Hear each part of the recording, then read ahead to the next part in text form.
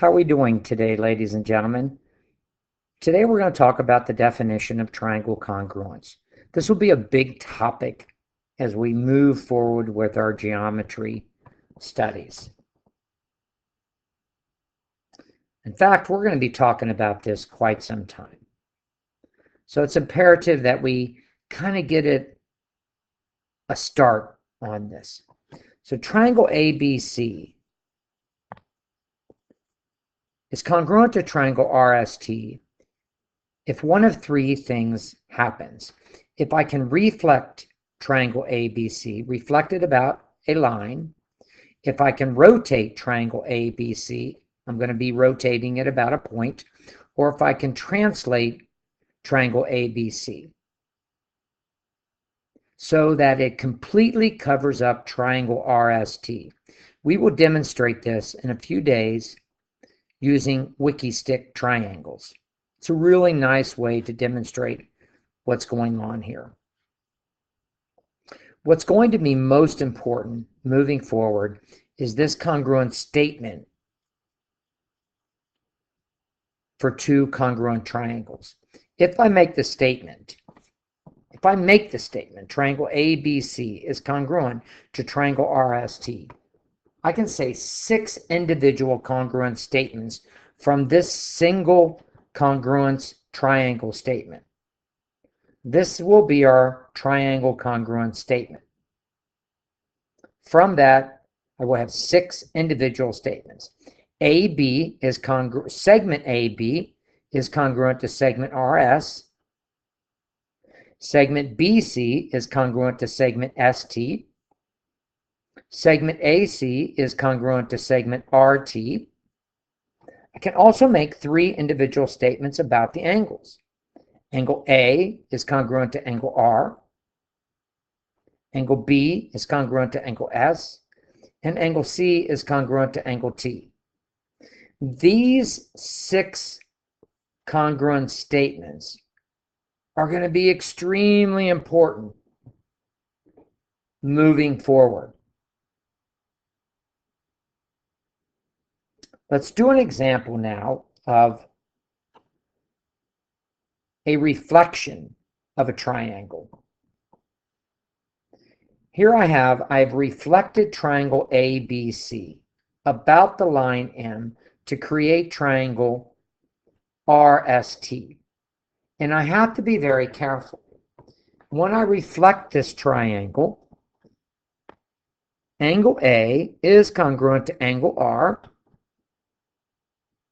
Angle B is congruent to angle S.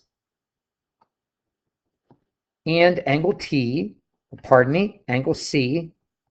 is congruent to angle T. Also, I know that segment AB is going to be congruent to segment RS. Segment BC is going to be congruent to segment ST.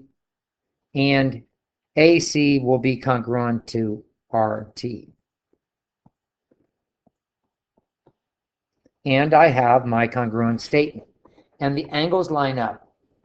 A corresponds to R, B corresponds to S, and C corresponds to T. This is a reflection.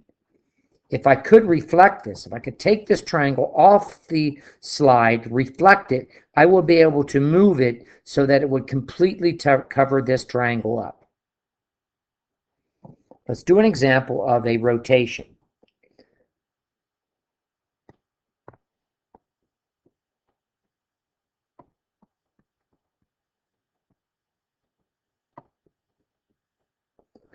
Ladies and gentlemen, these are hard to see.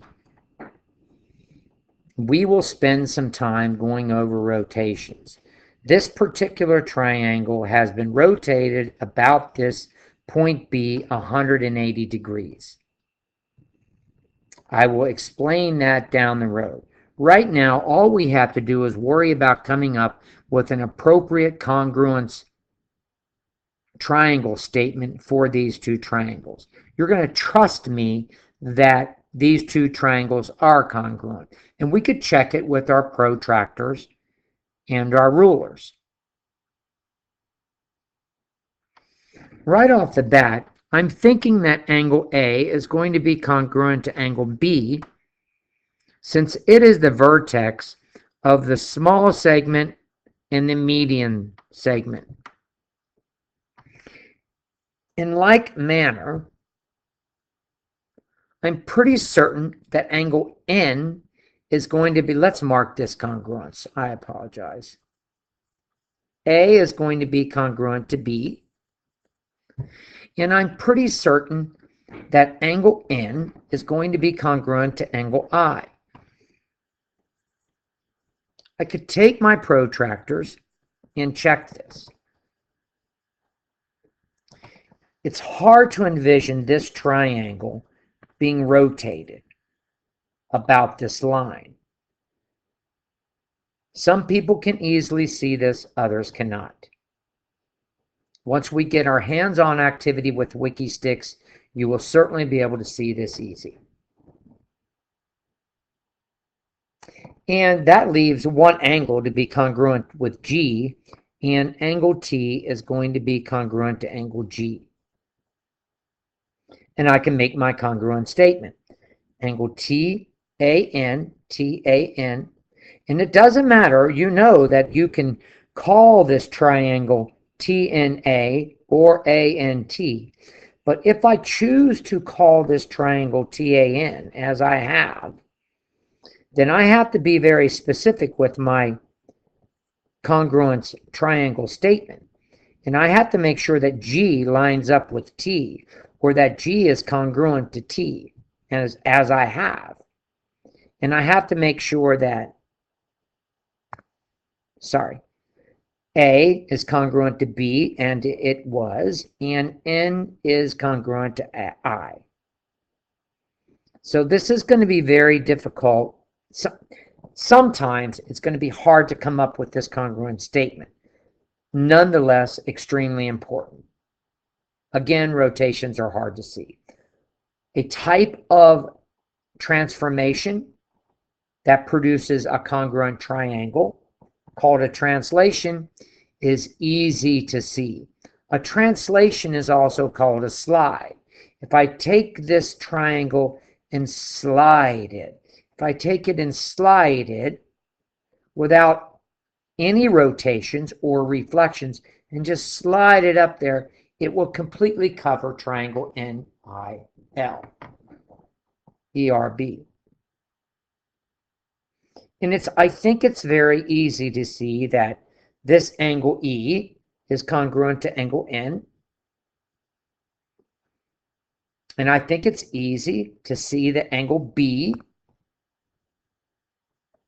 is congruent to angle L. And angle R is congruent to angle I. And I can make a congruent statement. Triangle BRE is congruent to triangle LIN, because L is congruent, angle L is congruent to angle B, angle I is congruent to angle R, and angle N is congruent to angle E. And there are going to be some problems that we're going to assign similar to this particular problem. Hey, if I know that the measure of angle L equals 44 degrees, then certainly I can right off the bat say, hey, the measure of angle B also has to be 44 degrees. And the reason for this would be this triangle congruence statement. If I wanted to, if there were a question, and I think there may be down the road, find the value of x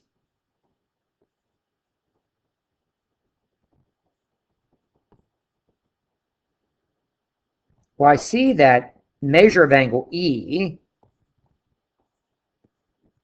is equal to 2x minus 3. That's given in the problem. And I know that the measure of angle E is also equal to the measure of angle N. And by the triangle sum theorem,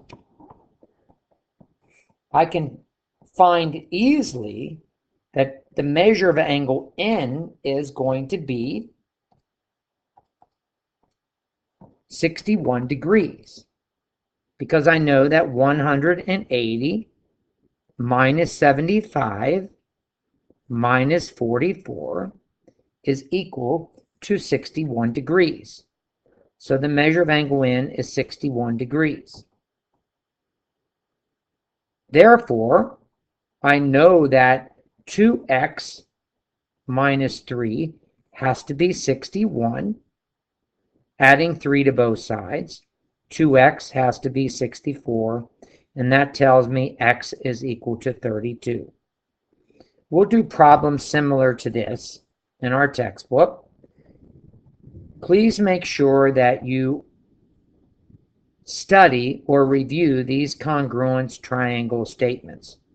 These will be big down the road. Thank you very much, and we will see you soon.